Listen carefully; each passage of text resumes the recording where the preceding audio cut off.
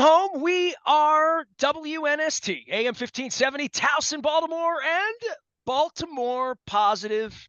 You know, done some good pieces this year. I think this is going to be one of my favorites. We are getting out and doing the Maryland Crab Cake Tour in addition to the Oyster Tour that I'm putting together into September, all summer long. Go ahead and check it all out. It's all brought to you by the Maryland Lottery. I'll have scratch-offs to give away. The schedule is up on the website. Also, our thanks to Liberty Pure Solutions for our clean water, as well as Jiffy Lube Multicare for getting us out on the road. Do a lot of sports around here, do a lot of politics, do a lot of business, do a lot of things this summer. Nothing that gets my juices flowing more than when I can bring some rock and roll royalty onto the program. Over the course of my career in 40 years, I've interviewed over 100 Rock and Roll Hall of Famers. I erroneously wrote back in 2019, not erroneously, I had never interviewed a member of this band. And this band is no longer fully comprised, but one of the leaders and a guy that I just can't wait to talk to, Greg Hawkes from the Cars, is putting parts of the bands and its musics back together. And we're going to go down to Annapolis on Saturday night and check out the music of the Cars. And I tell you what, when I heard Greg Hawkes could come on, I'm like, please get him on. And I thought, I don't hear Greg do a whole lot. And I don't know a lot about Greg. First off, welcome and thank you for your time. You made time this week. And I know you're not like on a big tour bus and rolling around. You're like a regular guy going out and having a little bit of fun here. So thanks a lot for coming on and helping us promote this this concert you're doing. Well, thanks for having me. It's a pleasure. And you're right. Like the show that we're gonna do in Annapolis is a fairly I don't do that many of them. And this one actually is the longest distance from my house to get there. So sort of expanding our territory. Mainly I've done these shows with Eddie Japan in more just kind of Boston, New England area. Uh, I haven't expanded my, or our territory too much, but this is the longest foray so far. Well, I could go hours with you because I do this professionally. And, I interviewed a lot of bands back in the 80s, and I wrote hundreds of pieces at the Baltimore Sun interviewing late Uh-huh. 80s, your era, door to door era. It was the beginning of my era, 84 to 92. And Uh-huh. I never, ever knew you were associated with here in that you were interviewed here or ever did a story in the Howard County paper, but you are an Atholton graduate. You consider this sort of home base. And when I did just this much research, I'm like, oh, I know where I'm going to start the party. You were at the Baltimore Civic Center seeing the Beatles in 1964, as we would say around here. And, you have all that Boston refined Berkeley thing. We would call you local around here, hon. Yeah, yeah. As a Baltimorean, you're a local guy that Okasik gets it, right? I mean, a lot of people I my radio station's in the area where he went to high school, but no, I don't think people knew you were from here, Greg. Yeah, yeah. I grew up in Fulton, Maryland, which is like right near where Columbia is. In fact, Atholton High School is now sort of become absorbed by Columbia. My first summer job was working as an usher at the Merriweather Post Pavilion. And then finally I think it was in 1984, the Cars played there. But when I was in high school, that was my summer job. So I got to see, who did I see there? Wow. Now I'm blanking out. I Now, what remember. years are we talking? Because I'm just trying to get the years right. Because I said it, to my wife, you were part of the Great Columbia experiment. I mean, it was yeah. coming together when you were there. I think of it as like 72, but like Zeppelin, The Who, those bands were playing there, but it was built. And I wrote a huge story about this in the late 80s when I was the music critic at The Sun. It was really built for the symphony. It was an alleged symphony play, really for the Washington Symphony to become the national orchestra place, and that's probably where you found it, right? Well, yeah, I remember that on the weekends or on Sundays, they would have the classical concerts. But then they had the rock concerts like on, Friday and Saturday nights, and then, for other, expanded other days in the week. But yeah, I saw uh Elton John on his, I think it was his first US tour. He just had the trio. It was him and Nigel, somebody, the drummer, and a bass player, I think. And I saw the Who there. I saw Ravi Shankar. I saw the Doors there. And then I saw, I saw Tom Jones was one of the shows that I was working on. They have all the posters of all of the subscription series that you used to have to get on the No, Sundays. So they have no, it. I don't I have mean, any of that. now listen, you really need to come back to Merriweather and see it as it's just the beautiful. It's one of the most, it's the Red Rocks of the East Coast is what I've called it. It's so beautiful. And Oh, I want to share something with you to give you the depth of my incredible fandom of the Cars and your okay, band. cool. One of my best friends in the world and I camped out for concert tickets on the tour that you're speaking of, and the night that you said was your homecoming that I didn't realize. This is a front row pit seat. I was Wow. to your right in front of Elliot, and I'll be honest with you, I caught Elliot's pick that night, and it was hot as hell. It was in July. It was 110 degrees that night, and we were in the front row, and all I heard was Elliot's monitor. All I heard were Elliot the likes, guitar parts, but I did catch his pick. But it was not mixed well in the front row on the side of the pit in 1984, Greg. wow, I do know that Elliot likes to play loud.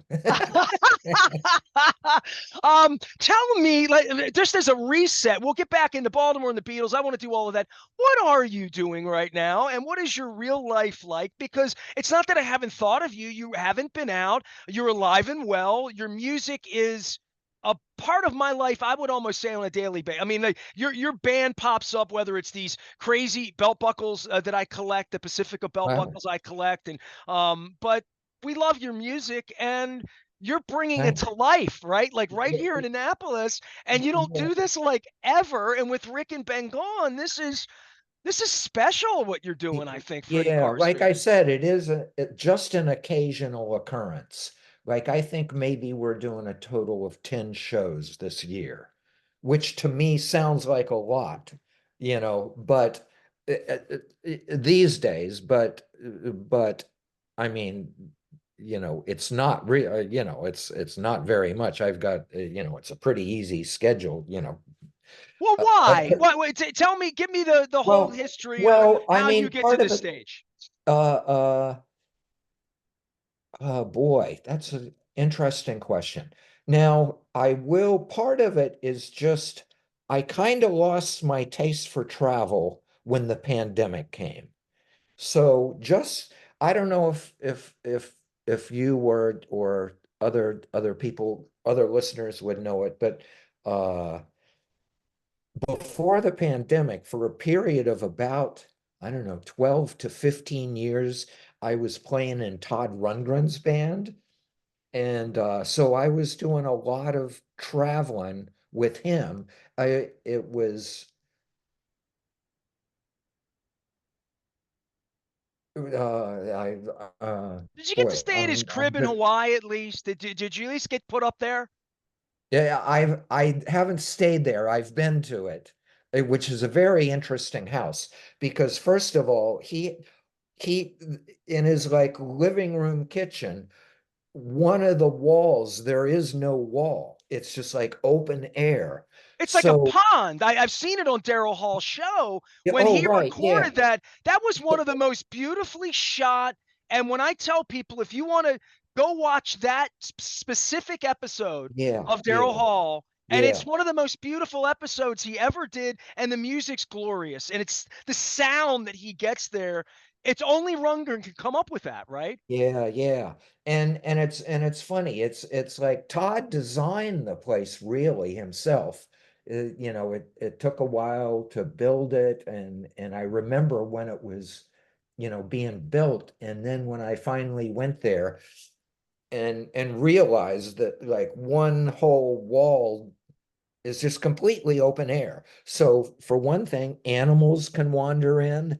They've had trouble with like animals getting into their kitchen, which is just like Well, there are accessible. wild roosters and chickens Yeah, everywhere, right? yeah, yeah. Literally, right? Yeah. I know. It's crazy, but it's beautiful. And there's like a little creek, waterway that floats that goes through the living room. So you have to, go over little stepping stones on it, which empties out into that sort of like little infinity style pool that you can see on the Daryl's house episode that you're talking about. I thought he could have done COVID every night from there, and it would have made COVID a lot better for me. If he just would have, Yeah, Todd just would have come out and sung some songs for us, you know. But you yeah, touched so many people. Like you haven't even gotten to the Japan Eddie Japan thing. Like how did you get? So you were traveling. You didn't want to travel. So if you're not yeah. traveling, you don't have a tour. You don't have a band. Yeah, so with Eddie Japan, that came about. I met those guys. This is another sort of small world story. I'll go back to 1980. Uh, the 1980 Panorama tour.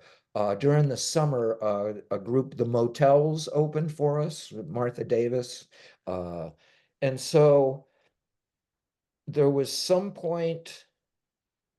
So now we'll move up in time to, I don't know, a couple of years or so before the pandemic.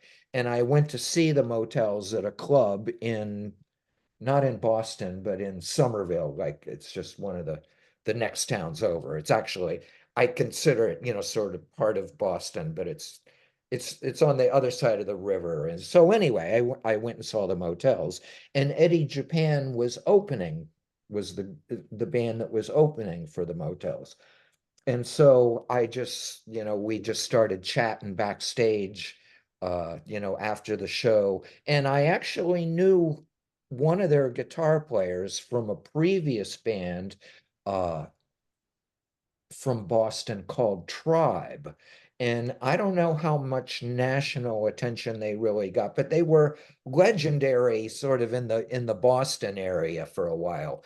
And so I knew Eric Brocious from that band. And so then I ended up they asked if I'd be interested in like producing some songs of theirs, some songs in the studio. So I did that, and they did a CD. It was called The Golden Age. And then when they had like a record release party, they wanted to know if I would sit in and like at the end of the set, do a couple Cars songs. So, I did Was that. the Cars part of their repertoire? Did they do Cars songs? No, No, they just I mean, knew you and okay, all right, they just learned them, okay. for the fact that I had worked on the record. And, what if so we did a couple Car songs. It was, it was fun to do, and then a couple months later, they approached me with the idea of doing like, what do you think about doing a whole set of Cars material? And then I was like, yikes, I don't know about that. And Well, it what's really, real life like for you at that point? oh, You said the pandemic. I mean, kids, grandkids, home. You live in the yeah. Boston area. Well, I mean, I at that point I considered myself pretty semi-retired. I I I don't know if I was still doing any shows with Todd, but I really wasn't performing. And by choice, I right? would do Literally, the just yeah. occasional studio thing, and but mainly kind of hanging around, Right on. basically, kind of goofing off. Well, so it gives you so this is an idea, and you're like, well, I like car songs, and tell me Yeah, more. And yeah, I yeah, mean, and you yeah. wind up in Annapolis, and I've got friends in my world that are really excited about coming down and seeing the Uh-huh. show. You know, Cool, cool. Yeah, but they really kind of had to talk me into the idea. So I was like, okay, I'll do one song or one show and see how it goes. And then it went over so well that it was like, okay, let's do a couple more. And so now it's gotten up to 10 shows a year. Greg Hawkes is But our yeah, guest from the Cars. I'm excited to be down into Annapolis. I played at the Ram's Head as a member of Todd's band. Uh, but it's the first time I'm doing it, with the Cars material. Well, I would say this for all the years that I've been a Cars fan. And again, Rick was very linked to Baltimore in a way that he really didn't spend any time here, but had formative years here. Your formative years here. Speak to me about that because if I had ever talked to you, it would have been about seeing the Beatles at the Civic Center and Yeah, how you became a musician. And nobody knew you were a ticket taker at Merriweather until 5 minutes ago. So I yeah, want to yeah, go back more to, my wife is from the New Hampshire area, and I told her, hey, the Cars played their first gig. And I said, Peace Air Force. She's like, peas, like peas porridge hot. It's in Portsmouth. And I'm like, okay, but my wife's a New Hampshire person, and you all are thought to be the Boston band of that era, and along with Aerosmith and other bands that came yeah, out of that era. yeah, But you escaped here. Give me the escape hatch for you because you were a saxophone player. You were an accomplished Berkeley. yeah. I mean, guys with long hair couldn't get into Berkeley in the '70s, from what I understand, Greg. Yeah, well, there were a number of guys with long hair there when I went. I hope so. That's good. That's Yeah, good. it's funny because I was coming out of high school. I was a little torn between pursuing music and pursuing art. Because I did like to draw, and I had always had an interest uh in art, and I do a lot of like little cartoons type Did you design drawing. the logo or no? No, no. Okay. David Robinson, our drummer, did the logo. In fact, he was really the art director for the band. He designed all the album covers So the with the Shake It Up Girls, with, with the all of that was exception David. of the Okay. first one. He designed the inner sleeve, but he did not do the girl with the driver's wheel on the first album I cover. got thrown out of school the day after the Shake It Up tour. I'm not kidding you. At the Capitol Center, I had the shirt and it had the semi-nude women on both sides of it. Wish I had the shirt. Wouldn't fit right now, but I literally my parents had to come bring me another shirt. They wouldn't let me wear it. So you were Wow. banned. It was almost like Russia back in 81, 82. You were banned at Wow. Holabird Middle School. Wow. Wow. That What a happened to me. So you were going to be an artist, but then you became a musician. yeah, yeah. And it really, I mean, it you talked about going to see the Beatles, but my story that I like to tell about it is that I had been taking piano lessons for 2 or 3 years, and I was getting a little bored with it. And my dad came home from work one day and said, "Well, I've got tickets." So this would have been, 1964. I was 11 at the time, and he said, "I've got tickets to go see the Beatles. But if you want to go, you've got to sign up for another year of piano lessons." And so it ended up being like a win-win situation. Really? So Yeah, yeah, tell yeah. me about see, did you go to the afternoon show or the evening show? Do you The have your ticket afternoon stub? show. It was the afternoon show. They did like what, like a 25-minute set, no encores, 10 or 11 songs. I know there's a website that has like the whole set list, but I know they did like Roll Over Beethoven, All My Love and Things We Said Today. I was slightly disappointed that they did not play I Want to Hold Your Hand, but they did play She Loves You. Well, I want to hold your hand was controversial, right? Like, did you see the Ed Sullivan show or no? oh yeah, yeah, I had seen the Ed Sullivan show. Yeah, Uh, everybody saw that. Next day in school, everybody saw the yeah, Ed Sullivan show, right? It was yeah, one of yeah, those crazy yeah, moments in yeah, life, right? yeah. Right? So, I mean, it really was like, one of those kind of light bulb experiences. Like, it was even before I saw them, when I first heard them, it's like, wow, I've never heard music like this. Wow, what is this? This is, and I just got excited by it. And then it was like, wow, that's what I want to do. Uh, be in a band, and it was, definitely a direct result of, being a Beatles kid in 1964. Boy, Greg Hawkes is here, Rock and Roll Hall of Famer. We got royalty Yeah, on the program. So yikes. I put my hair out today because I wanted to let him brush my rock and roll hair. So I've used that a couple of times in my time. I have to go back to this because you've already mentioned Rundgren, and I have not spent enough time in my life with Rundgren's music. It's one of those things that, like reading Hemingway, I'm going to go back and do more with Rundgren. But the Beatles reference you make, you spent time with Paul McCartney and later in life, played with him, and I did not know that until I did more research. You're a very humble man, Greg Hawkes. I will say this: you've touched lots and lots of people that, I mean, a documentary about your life would be something because Wow. this kid from Athelton who was taking tickets at Merriweather and going to Who shows, now you're with McCartney in recent times as grown-ups, right? Yeah, yeah, I got to play on one of his records, on one song, as it turned out. But the song was called Motor of Love from the Flowers in the Dirt album. And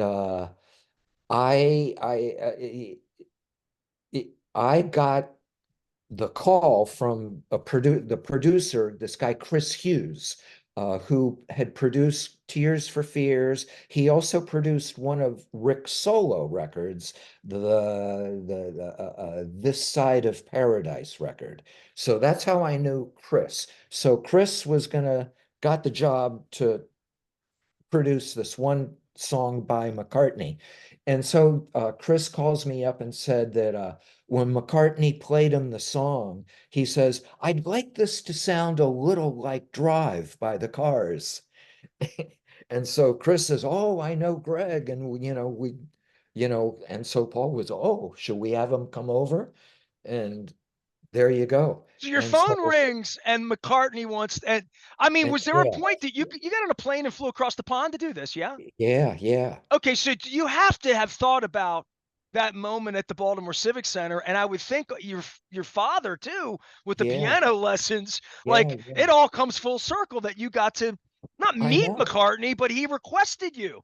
Yes, I know. Life is a strange, strange uh thing. I don't know. I mean, I do consider myself a lucky guy to have found myself in these situations that I never really would have, imagined, On you know, stage at Live Aid, as an example, on right? I mean, stage at I live. was I was at that Yeah. show in Philly too. Yeah. Wow, wow.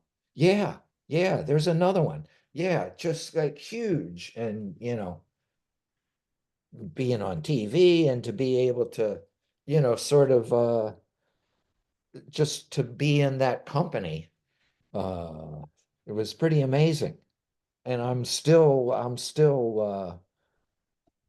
yeah, humbled and grateful for the experiences. So for you, putting this together and coming out and playing a couple songs that everybody knows and taps their feet to, and are a little ubiquitous to our culture. If you're anywhere, you can hear them in the island wise markets, or I hear them pumping gas at Royal Farms. I'll hear Drive, or I'll hear one of your songs. To go out and play them now, and to at your age, and you seem like you like being at home, and to come out and be a part of this, and maybe just kick around Annapolis and grab a meal or get a decent crab cake while you're down here traveling Mm. around for sure. Yeah, now Uh, you're talking. right. Yeah. I mean, but to get up and do this for an hour, hour and a half on Saturday night at Ramshead, speak about that and the music and the songs you pick and your role in it, and being a guy that I want to talk to, that people want to go to YouTube or come to my website and say, "Hey, he's the guy in the Cars. I was at that show at Heartbeat City," or "I love that," or "I love that song." And all of these years later, you get to go out and do this. It is a privilege, but from your perspective to come and do it, there's a why for me that you're coming out and doing it. And there's cover bands everywhere doing car songs, right? Yeah, I know. I mean, that was part of my reluctance to even do the shows, I gotta admit, at first with Eddie Japan, because I was afraid of it being perceived as like a tribute band, I guess. Uh, but but first of all, I'll say Eddie Japan has done a really good job, and they really did their homework and learned the arrangements, uh, you know, and they play the stuff really well. How deep's the catalog? You do 15, 20 songs? I mean, you're gonna do some deeper Yeah, cuts that I love. yeah, 20 over, maybe 24 songs, I So think, it's a are in night of that. Cars music, really, Yeah, right? yeah. It will You get me include excited, Greg. Don't get me too excited. Come on it now. will include uh I would say, first of all, the entire first album, not necessarily like back to back, but all the songs from the first album will be represented. And some of the, let's see, trying to think of some of the more obscure songs. We do a couple from Panorama. I mean, we do a couple from all of the records except Door to Door, to tell you the truth. Just because I couldn't really, I didn't know if it was necessary to pick one from Door to Door. And that's also my least favorite Cars album. Well, Uh, I like Strap Me In. I like, You Were the Guy. I like those songs. So, yeah, you can yeah, add it's those funny. later. I haven't even listened to it in years and years, so I probably should give it a second listen. Well, but nevertheless, from the other, we do bits from all the other cars, and it's predominantly all car songs. There's a few that are non-car songs, but they have like a connection to my career, I guess. Like, for instance, we do a Todd Rundgren song. We do I did a solo album called Niagara Falls, and we do a song from there called Jet Lag. Uh, You worked with the Turtles, didn't you? yeah, we just learned a song from the Turtles that we'll be playing. So it's and so like it's at least 90% Cars songs, but just a couple of like little off off ramps to, you know, just to other material that I still, had a hand in. Well, you're making a great night for anybody who's a Cars fan that wants to invest and come out and see Hmm. your band, Eddie Japan, Greg Hawkes, the great rock and roll keyboard player and one-time saxophonist, and the Occasional touches. saxophone. Occasional, absolutely. Still, I still play once and always around the holidays. The Turtles, Todd Rundgren, Paul McCartney. We haven't talked about Mutt Lange, and I know that maybe, but when I think about the people you touched, let alone what Rick went on to touch, even Ben before he passed, the Yeah. people he was working with like Jeff Carlisi from 38 Special, and Uh-huh. just what a group of mutts all of you were as musicians and as people. And I listen, five guys getting in a band when you're not even young. You guys were a little older, trying to make it work. You made it work for 10, Yeah. 15 years, whatever. I Yeah. but just I was 25 when the first album came out. And were you the baby in the band? 46 years ago. Were you the youngest guy in the band then? Elliot, I think, is a year younger than me. Okay. Yeah, but you were not when the band But broke. You guys were adults. You weren't, yeah, oh yeah, you had been in yeah, a lot of other bands and a lot of situations and lived in different places. yeah, Like you're thought of as a Boston band, but you were a band of professional musicians who found each other, right? yeah, yeah, yeah. I mean, I had known Rick and Ben for a few years before the Cars, and had played in a couple of bands with him previous to the Cars. But just like, a lot of bands, nothing ever happened, and it was just something about the combination of people and and timing and the whole, I don't know. The Cars, when we started, it just felt different. Like it felt a little more focused. And even David was saying, we should all just like wear black and white. So, we'll at least look like a band and have a more, you know, You so had an we look image. like You a had skinny band. ties. You were a real. I mean, the video era. I mean, the only Yeah. night I ever met Ben, I was backstage at the Palladium, and Rick was there with Paulina kind of early on. It was 1986 MTV Video Awards. Tina Turner performed Uh-huh. that night. You guys were Uh-huh. up on the second level, and I'm like, and I'm 18 years old, and I wasn't super starstruck, but I was like, holy shit, that's Ben Orr. Like Uh-huh. I was like, this is a couple years after the Merriweather show.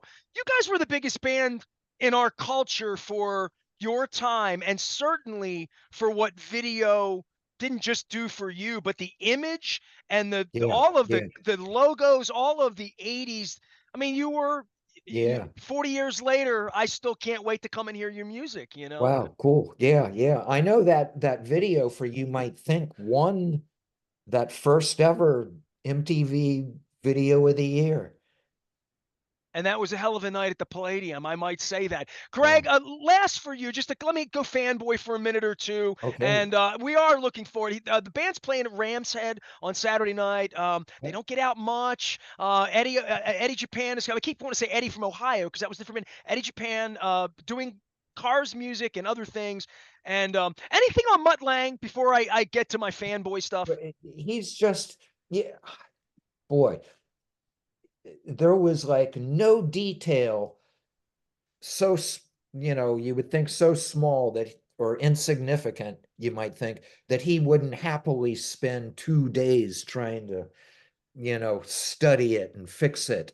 And we would spend so much time like doing the backing vocals. Like the backing vocals on Drive, like took 2 or 3 or 4 days of going out, with headphones and Mutt would be there, not quite in tune. And it was mainly Ben and Elliot and myself doing the background vocals on Drive. And, going like, ooh. And then Mutt would be, not breathy enough. And they would, ah, ah, not breathy enough. And then finally he goes, I'm coming out there to sing with you guys. And so, okay, then it was the four of us, and we're all, going, ooh. And then he left Nigel, the engineer, in charge. And then Nigel was just as bad as Mutt. He was like, not quite in tune. You would better do it again. And Mutt were going, Is that why it's not the night I loved it so much? Because it took 5 months to make it? yeah, yeah, yeah. A Um, lot of overdubbing on those background vocals. what's your favorite car song? Whew. Uh, it may be just what I needed, because it was sort of the first one that when we first started learning it, I thought, wow, this song could be a hit single. And somehow in my head, it was like it had a little unique, the chords were a little unique. Uh, Strangely enough, or coincidentally enough, the chord pattern in the verses of Just What I Needed are eerily similar to the chords in the verse of I Want to Hold Your Hand. If I had I can't give you an Well, you example. also had the Bye Bye Love thing, right? Too, with the Everly Brothers Bye Bye Love, right? Yeah, yeah, yeah. And even Best Friend's Girl, I mean, Elliot's little guitar part, is like, it's like practically, comes off a Beatles record. And Borrowed.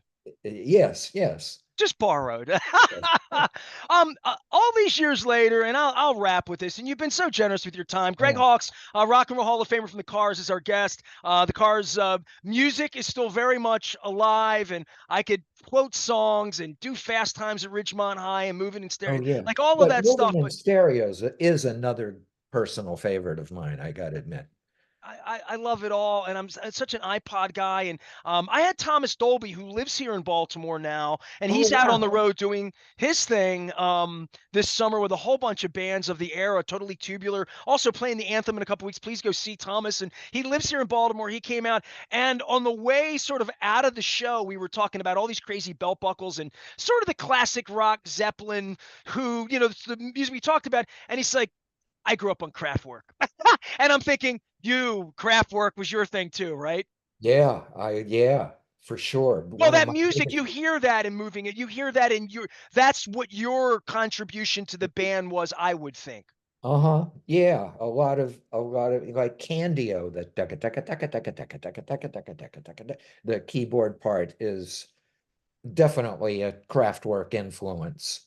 Uh, How did you find the music of Kraftwerk? Was that something Boston offered you at that point in your life? you Because know, I finding I think obscure music was hard to do. I think it was David Robinson, our drummer, first played it for me. Well, there you And go. You're in an art yeah, band. You find cool music that 50 years later inspires all of you, right? yeah. Trans Europe Express, I think, was the first one that I heard. And then I went and, you know, had to go back and get all their previous work. But yeah, I love Kraftwerk. Well, there were record stores in Boston in the 70s that could expedite European imports, amongst other things. Last thing for you, all these Uh-huh. years later, man, I first off, I'm embarrassed I've never had you on. I'm really appreciative. I'm glad that you're playing some music. My wife's on crutches, so Ram's head, she broke her ankle, so Ram's head's manageable, and she loves the cars. We're trying to figure out, we're going to fight over who gets to wear what belt buckle, because we have all of these sort of alternate weird belt buckles to wear. Your band and your contribution, and all these years later, I mean, the Cars were a small-ish part of your 70 years on the planet, and it's what you're the Rock and Roll Hall of Famer. What was the best part of the Cars for you when you look back on your life? Another Rock and Roll Hall of Fame speech years later, when we're all gathered to see the Cars music, what did the Cars mean to you and your life?